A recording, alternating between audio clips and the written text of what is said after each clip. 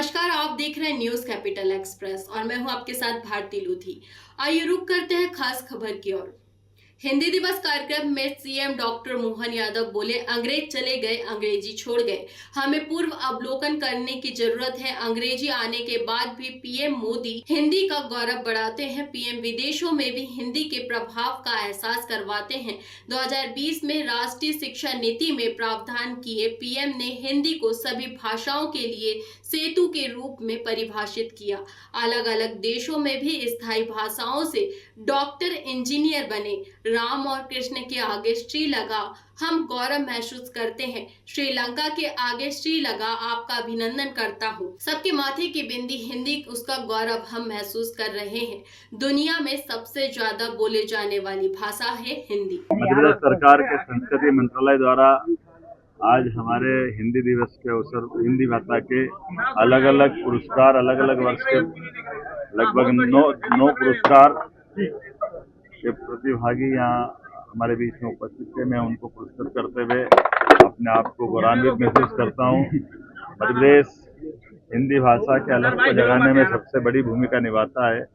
ऐसे में हमारे अपनी हिंदी भाषा के प्रोत्साहन के लिए देश के अंदर भी, देश के बाहर जाकर के अलग अलग हमारे अपने भाई बहन जो काम कर रहे हैं, मैं उनको बधाई भी देता हूँ और उम्मीद करता हूँ कि यशस्वी प्रधानमंत्री के नेतृत्व में जिस प्रकार से हिंदी को मान सम्मान मिल रहा है, कितना अच्छा लगता है किसी मंच से बैठ करके किसी बड़े से बड़े राष्ट्राध्यक्ष के सामने यशस्वी प्रधानमंत्री अपनी राष्ट्रभाषा में बात करते हैं। भाषा में बात करने का गौरव, उनके भाव हमारी बात को सुस्पष्टता से पहुंचाने में भी पूरी बात भारत का एक तरह से ठीक से प्रतिनिधित्व करते हुए जो आनंद आता है वो शब्दों से बयान नहीं कर सकते।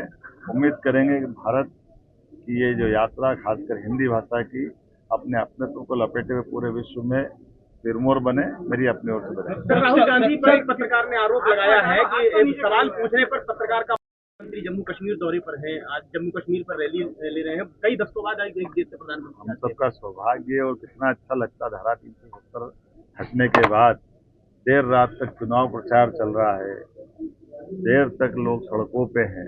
अन्यथा चुनाव के घोषणा होते ही लोग घर से बाहर नहीं निकलते, उम्मीदवारों को थाने में रखना पड़ता था। आज़ादी के बाद ये जम्मू कश्मीर से जो सबसे बड़ी कठिनाई कांग्रेस ने खड़ी की थी आज़ादी के बाद, यशस्वी प्रधानमंत्री ने जैसे धारा 370 हटाई कि आज जैसे बाकी राज्यों में चुनाव हो रहे हैं, ये जम्मू कश्मीर में हो रहे हैं। और बड़े दुर्भाग्य के साथ कहना पड़ रहा है, कांग्रेस ने उनके साथ गठबंधन किया जिन्होंने धारा 370 पुनः लाने का घोषणा पत्र में उल्लेख किया। कांग्रेस को माफी मांगना चाहिए कि धारा 370 के वालों के साथ जो उन्होंने कॉम्प्रोमाइज किया या गठबंधन किया, ये उनके लिए इस देश की मूल धारा का विरुद्ध है। कांग्रेस को कोई जनता माफ करने वाली। फिलहाल की इस खास खबर में इतना ही। देश विदेश की तमाम खबरों को जानने के लिए देखते रहिए न्यूज कैपिटल एक्सप्रेस। नमस्कार।